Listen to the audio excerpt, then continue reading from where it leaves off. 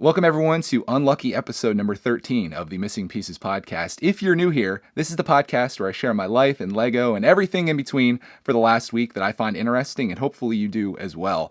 This episode is being recorded on December 15th, which turns out, after doing some mad calculations in my head here, we're halfway through December and 10 days away from Christmas, which is kind of crazy.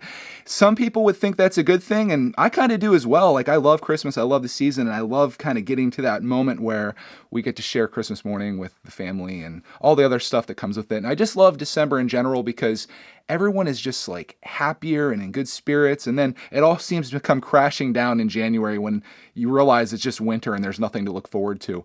But until then, things are good, and I'm feeling good about Christmas, but I'm feeling a little overwhelmed here because we're in Star Wars month, as many of you know, and I haven't made much progress. We built Cloud City, which was an accomplishment upon itself, and I'm working on the Sandcrawler, which, just to show you what it looks like, if you're watching this is what the Sandcrawler looks like after 6 bags, and I'll be talking about this more. Speaking of watching and listening, you can watch this on YouTube, of course, where most of you are probably watching it, but it's also available anywhere that you listen to podcasts or anywhere that you can find podcasts. And if you don't listen to podcasts, this could be your first one. Go over to Apple Podcasts, you can listen to it there, and while you're there, and if you're there, give us a review on there. By us, I mean me, because this seems to be a fairly solo thing, other than maybe my invisible magical friend that's here beside me telling me all the right things to say. He's doing a very bad job. But if you go over there and leave us a review, I'd really appreciate it, because my goal on there is to get to be the #1 search result when you search for missing pieces. It turns out, and I didn't do any research on this ahead of time, that there's like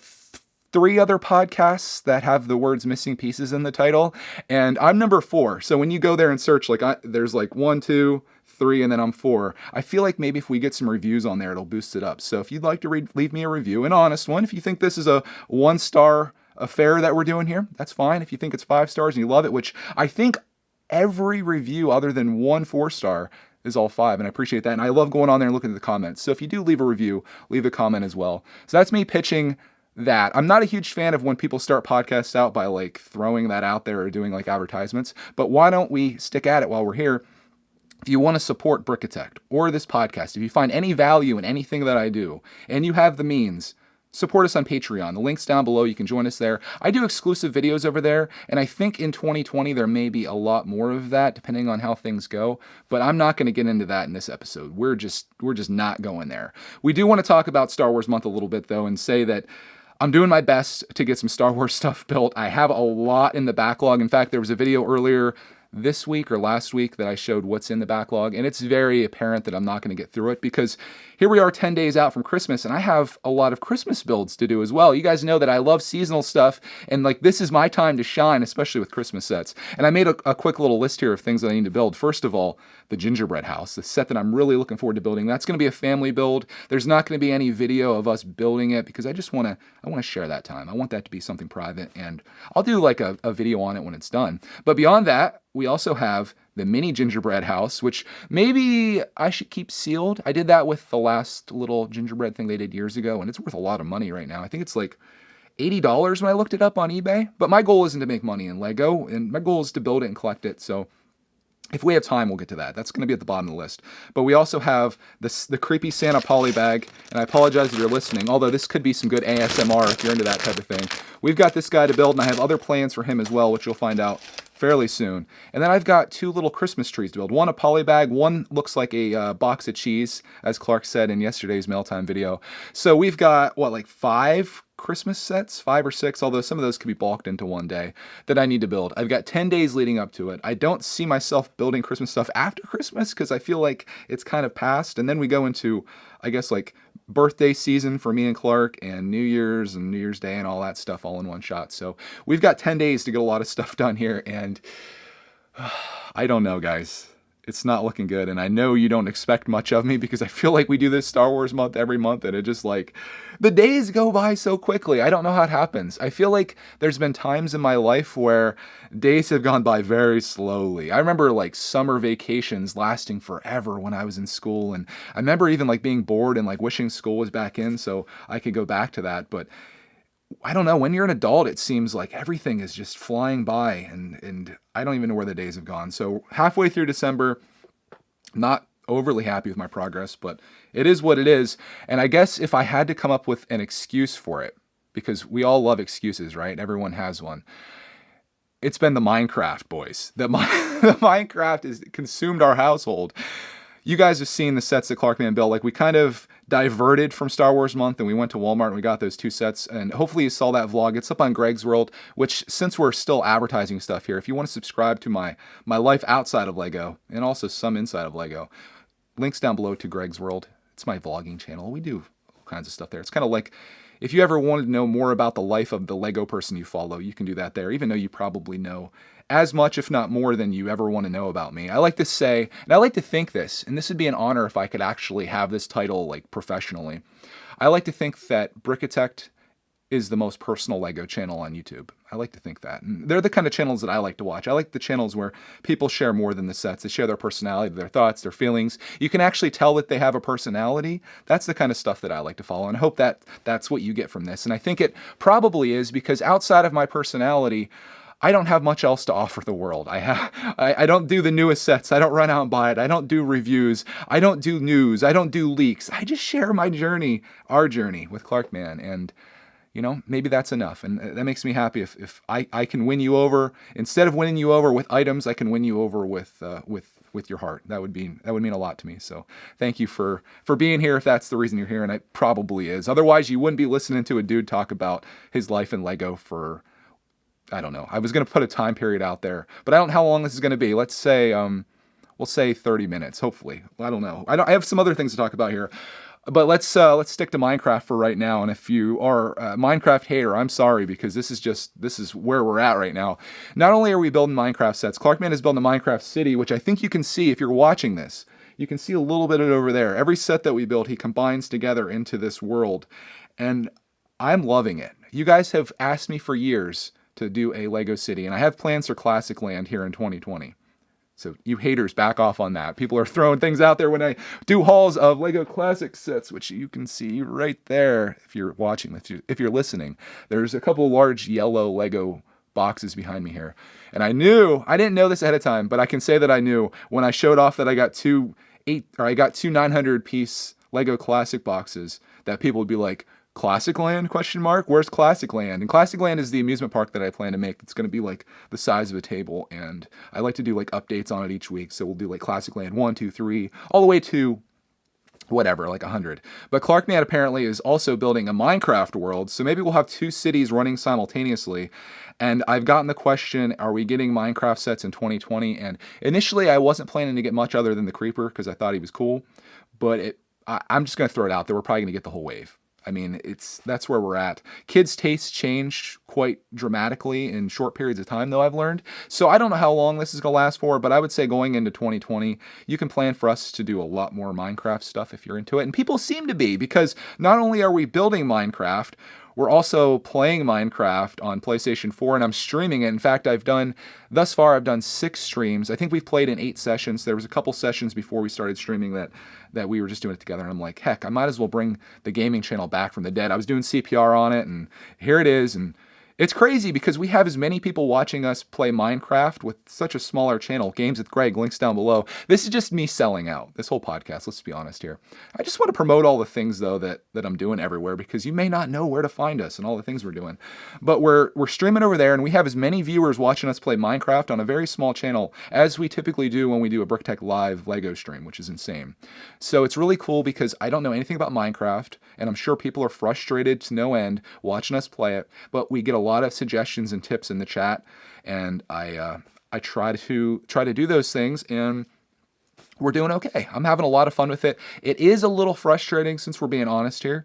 It's a little frustrating when I'm playing and I don't know how to do something that I want to do, and it's like I'm asking the chat and then there's like that delay, and then you're hoping to get some responses back. It's also frustrating when I'm trying to help Clark and he needs help with a lot of things, even though he's getting a lot better at it. Like he's really, like, I'd say we've played for about, I want to say between maybe 10 hours or so at this point. And to see how far he's come as a 4-year-old in 10 hours of playing Minecraft is remarkable. It goes to show you when you're that young, like you can literally pick up on anything super quickly. And he went from just digging trenches and messing up my life to making a lot of cool stuff and messing up my life. And it's really cool. And it to me, Minecraft, as much as I initially didn't want to play it, like he kind of forced me into it. He really wanted to do it because he's watching Izzy's Game Time, which is like Izzy's toy review, only or whatever they call it, Izzy's whatever. They do Minecraft, and my nephews are playing it, and it created this perfect storm where Clark wanted to play Minecraft, of course, to get into it. And I wasn't like 100% on board, and I might have talked about this last week. I didn't really want to do it, but I was like, okay, this is my son. This will be an opportunity for us to do something together, and I'll do it with him. And then I found myself getting addicted to it again, and I think a lot of people can relate to it. If you've ever stepped foot into the Minecraft realm, you've gotten addicted to it, I'm sure. You tried to play for 20 minutes. There was an attempt. And then you found yourself 2 hours later and you got this house and you're doing all this stuff and you're fishing and creepers are coming after you. It's so much fun. It may be my favorite video game, and I like it for a few reasons. I like it because it's very much like Lego. The world is at your fingertips, and you can literally do anything you want if you have enough imagination to do it, and the technical know-how in this case. But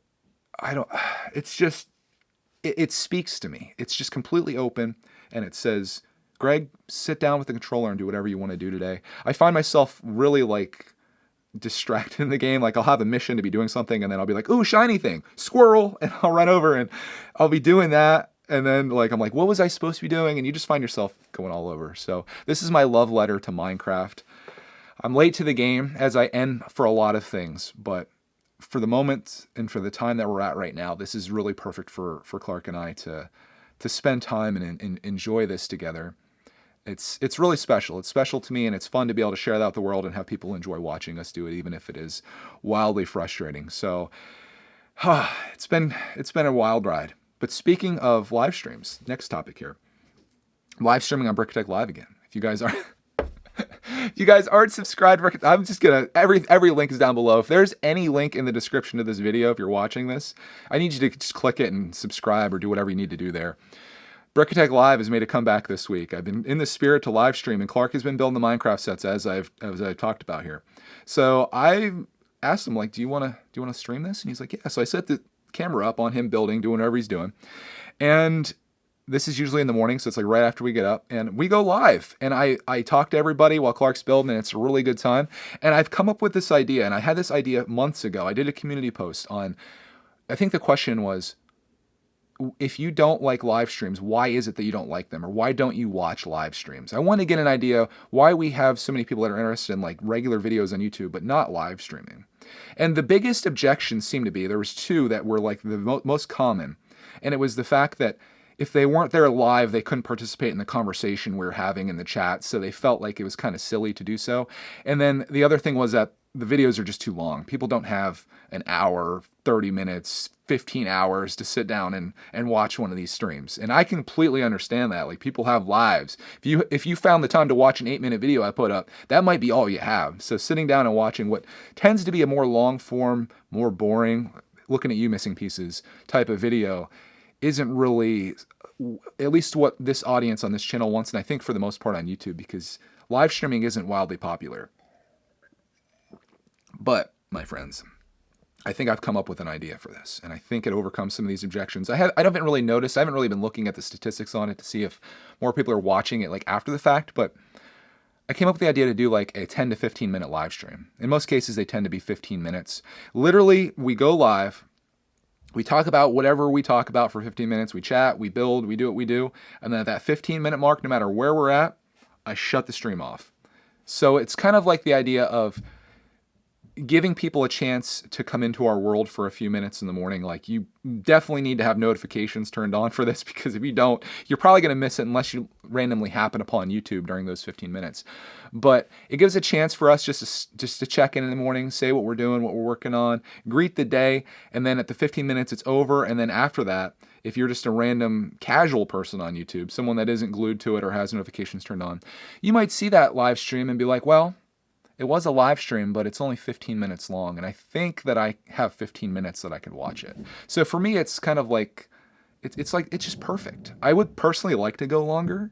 There's often times where we could probably go for 30 minutes, but I want to experiment with this. The original idea was to do a 10-minute live stream, just 10 minutes every day, 10 minutes jumping in. Hey, what's up, guys? This is what's happening, behind the scenes, and then end it. And I might I might take this idea to Patreon in 2020 as like a behind the scenes thing, like a daily behind the scenes, this is what we're doing type thing, because I do feel like for Patreon to be successful, I need to offer more exclusive stuff over there. And I know that's something that many of you don't want to hear, and we've talked about this before, but with how volatile YouTube is, especially this year, I really feel like I need to maybe make a presence outside of this, hedge my bets, if you will, but I don't want to talk too much about that. It's just one of those things, one of the business things, behind the scenes things that, as someone that does this professionally, if you want to call it that, I always like to justify anything that may come off as professional, like a review, if you want to call it that. It's one of those things that you at least have to entertain. And, if I know the hate comes out with Patreon, but if it's not one of those things that you don't like, that's fine. I'm never gonna twist your arm into to joining. Unlike I am gonna twist your arm into leaving a review on this and subscribing to all of our other channels. I'm not gonna do that either, though. But yeah, so that's kind of what happened this week. Like the new groundbreaking things, which I don't know if Minecraft was new and groundbreaking, but it was certainly one of those things that's it's become much bigger and continues to grow. In fact, it turns out that Clark wants to do a Minecraft birthday party in January for his birthday, and we got him. I mean, Santa, made for kids, may have gotten Clark a lot of things for Christmas, but really no Minecraft stuff because it's been so new. So I'm on the hunt for Minecraft toys and things, and really Lego has the market cornered in that, so I might have to scoop him up some stuff. And I kind of wish we would have held the Creeper Mine and stuff for Christmas. I mean, I would have told Santa that he wanted those things, and Santa would have brought them. But that's where we're at. Another thing that happened this week, and you guys, I don't know if anyone really knows about this. Maybe a few people know about this, or maybe have wondered about it. I used to do these shopping videos on AliExpress, which is like it's like the Chinese version of Amazon. And I would get knockoff Lego sets there to share with the world. And you guys seem to really enjoy the shopping videos and also the janky thing that I buy, or, just to compare it to Lego and talk about it. I've gotten guns and all kinds of stuff demonetized. So now we're in this realm where we're between made for kids and demonetized, which I think is probably a great place to be. But my last time shopping there, which happened to be, it was 6 months ago at least, I was shopping on there, and we were live streaming it, and I came up with this idea to get a Lepin Millennium Falcon just to see what it's like. It was the solo one. It was available for, I want to say, like $55 to $60 on AliExpress. That includes shipping from China, no sales tax, of course. It's definitely like a loophole when it comes to shopping there, because it obviously the stuff's knockoff. It's boot Lego. But for $60 to try out a Millennium Falcon, I was like, yeah, let's do it. It'll be a great video. You guys will enjoy it. You may have realized, though, in the last 6 months, you haven't seen that video. And it's not because it's in the backlog. It's because the seller tried, I want to say, scamming me. At worst, scamming me. At best, kind of just like taking my money and putting me on the back burner. I bought this set, and a couple days went by, and the seller messaged me, and they're like, yeah, this was actually right around the time that Lepin got shut down. So whenever that happened, you could Google it to find out when that was. That's when it happened. The seller's like, yeah, about that Millennium Falcon. We don't have it in stock right now. But what we've done to appease AliExpress, because they have a reputation to keep up there, and like the timing of things has to work out. They're like, we've marked your thing as shipped and put a tracking number, a bogus tracking number on it. But when we get this in stock, we'll totally send it to you. And I went and checked the tracking, and apparently it was to some set that was sent to Ohio and was delivered and everything. And I'm like, yeah, that's definitely not going to work here, because like on their end, it looks like, yeah, we did everything we're supposed to do, ship, all good to go. We'll talk to you later. Thanks for the money. Bye-bye. And I was like, no, that's not going to work. And we went back and forth a couple times where it became apparent to me that they weren't going to give my money back. So what I ended up doing was I filed a complaint with AliExpress, and it told me I needed to wait like 2 weeks to do this. And I'm like, dude, these guys they're scamming me. So I went to my credit card company, and I should have probably paid through PayPal, but I went through my credit card and I filed like a fraud thing with them.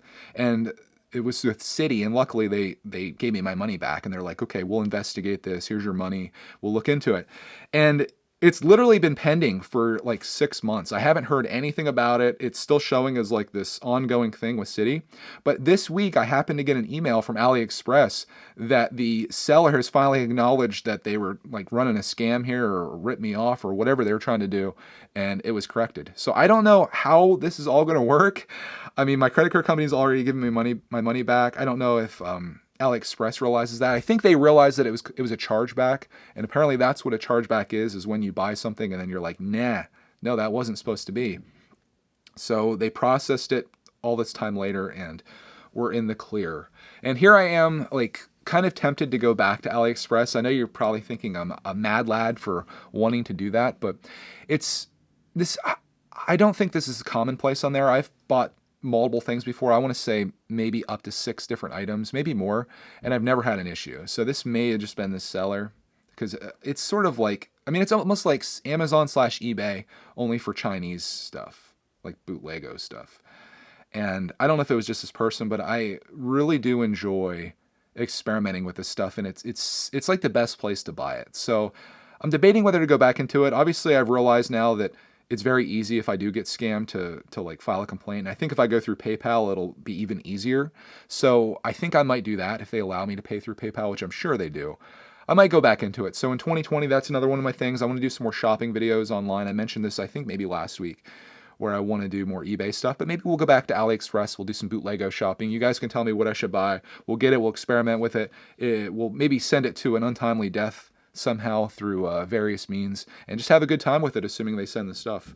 So yeah, that got resolved. I'm happy about that, even though it really didn't matter. I kind of forgot about it being like I got my money back. And even if it wasn't that, I mean, $60, I guess, is a gamble that I'm willing to throw out there to possibly make some really entertaining content. And the sad thing about this type of content, you guys know that I'm a guy that makes a lot of Lego videos. In fact, I think I have like 1,300 videos on this channel. And in 2019, there was one video that I made, which was the bootleggo Hulkbuster, the Leppin version. And I was basically me building it and trying to determine what the quality is like, because it's the first actual Leppin product that I bought. And it just so happens to be, and I think this is still true, that video is my biggest video on this channel from this year. So this guy that makes nothing but Lego videos makes a Leppin video. And that is the one. That's the video.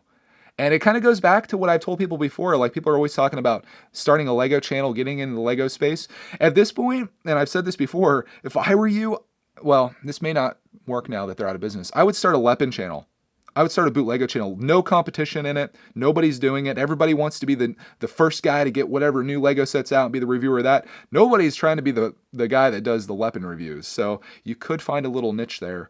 And maybe there's other companies as well. Again, I haven't been on there for a long time. I haven't searched, but could be something to get back into, especially if it was the boost to my channel that the Hulkbuster video was. It's crazy how you can buy something for I forget how much it was, like $40 or something, $30, and have it make like such a dramatic impact on your income is insane. It's quite the investment. It was actually a better investment than if I would have put that money in the stock market, at least short term.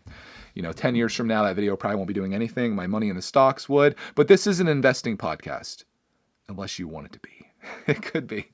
I could talk about finance all day, but that was pretty much everything from this week. I do want to finish you out here, and I know we're a little short here, but again, this is just a week. This is 7 days in my life. There's not like groundbreaking stuff to talk about. I don't like talking about Lego news here. I have other places to do that. This is kind of just my life and what I want to talk about. We did get a lot of comments last week. Last week's comments were mostly revolving around Clark being spoiled or lack thereof. You guys really had my back there. There wasn't anybody that was like, yeah, Clark's spoiled. In fact, like, the thing is, everybody that's here is my supporter. The haters, or I don't want to say haters, the people that just come across our videos that are like, man, that kid's spoiled, they're not watching a 30-minute podcast like this. But really, most of the comments were just kind of boosting my ego and saying like, Greg, you're like, this is going to be dramatized. I don't know. Greg, you're amazing. Clark's amazing. Don't worry about it. Keep doing what you're doing. That's essentially what they all were. But there was one here, and I don't want to read those because it's just, it doesn't make me feel good. But this right here, this is from Jordan, this comment. And this one made me really really appreciate the time and effort that someone can put into a comment, and I think you'll appreciate this as well. So Jordan Keir says, I usually hate when people pause a video and write a comment, but I'm doing that here. Maybe you hit on some of these points after where I am in the video, but I want to talk about the spoiled thing. The spoiled thing. I can't count the number of times in your videos, here and on Greg's World, that Clark has stopped what he's doing just to say that he loves you. He's not a spoiled child. If Clark is spoiled, then he's spoiled by love. And I'm not going to get emotional here. I think a lot of people forget that we only see a snapshot of your life through your videos. It's the moments, like I mentioned before, that leak through that and show Clark's character. You should never feel bad for having the means to get your son things that he wants. Yeah, just wait until 2020. He's not going to have anything. We're going to be living on the streets. I'm kidding, of course. Especially if he knows that these things are just that, things. Clearly, you're not buying your son's love. So as hard as it might be, I think you should just ignore anyone who brings these kinds of negative accusations. They're probably saying more about themselves than you through their negativity. And oh my goodness, what a comment. You know, it's comments like that I love YouTube for. You know, you get a comment that says first, second, and then you get a comment like this, and it just really makes you appreciate it. And I think you bring up some really good points there, Jordan. It's not about the items. I don't want if I am spoiling Clark in anything, I would love to spoil him in time and attention and dedication and love to him, and just sharing time together, because he's not going to remember the creeper mine that we bought when he was 4 years old. He's going to remember all the years that his dad sat with him. I'm not going to get emotional. He's going to remember all of those years that his dad sat with him and put those things together. He's going to remember the days that his dad and him were playing Minecraft and we're having a laugh and a hoot doing that. Those are the things that are going to shine through. It's not going to Walmart and being like, pick out whatever you want off the aisle here. It's going to be those things. It's going to be the long-term investment into my son that is going to pay off, I think, the best. And this comment, I think, symbolizes that perfectly. And, you know, you mentioned about not letting the people get to you. And I mentioned before, it's very easy to fall into that trap where you get all these positive comments. And you kind of get desensitized to that. Just like the comments in the last video were all really positive, and you start to see that and everyone's just like kind of agreeing with you. And it's like it kind of puts you in like this place where it's like, oh yeah, that's the way it is. And then you get like this one negative and you're just like crushed by it. And I fall into that. I'm trying not to. But it's a challenge, and I think if you are a YouTuber, you've probably experienced that at least once before. And it's best, I find, not to reply to ones like that, especially in the moment, because you tend to get like a little fired up and a little heated, and you don't want to do that. So yeah, it's just I think some of the best advice that I got from the comments was just keep doing what I'm doing and enjoy my life and spend this time with my son and have a good one with it. If you guys want another comment here, and this will be our final comment, and we'll send this out on like a really heartfelt note. I love this, and this is what I would love to, if I could do anything here through sharing my Lego collecting journey, I would love to inspire people to do this. I don't know if this is what was inspired by me, but this is what I love to see. This is from James Rolfe. He says, I agree, Greg. I have a ton of sets. I love to just pull one out and build it with my son. I love to sit and build Duplo with my daughter. I truly hope they both remember those times and smile and truly hold that quality time spent together in their heart forever as a favorite set of memories, which is what I was talking about with Clark, man. He goes on to say, we do many other things together that I truly hope they remember also, but the time spent exploring the fun Lego can provide really makes me smile, and I hope it makes them smile as well in the future. And what more can you say? That's what I hope for too, James. I think any father, any mother, if you're a parent that's watching this, I think you feel the same way that I do, and I hope that's what Lego brings to you in your life as well. And on that, I don't think we can end it on a better note. So thank you guys so much for tuning in to the Missing Pieces podcast, episode number 13, which turned out to be not as unlucky as I thought it was when we started. Thank you so much for listening to me pitch all the things that are down below in the description. Again, if there's anything that you could possibly do, is just subscribe to us wherever we make videos and support us there. And also leave a review, whether it's on Spotify, if you can leave reviews there, or Apple Podcasts. That's where I see the reviews, because I do the Apple Podcast app. But if there's a chance for you to leave a review, if you can get Missing Pieces up higher in the search results, that really does help. And maybe we can have some people that find this podcast that are just looking for like a Lego vlog style podcast. They might find it and be like, dang, I didn't even know this brickitect guy existed. Let's go check out his videos. And he's like, holy cow, that kid is spoiled. Just kidding though.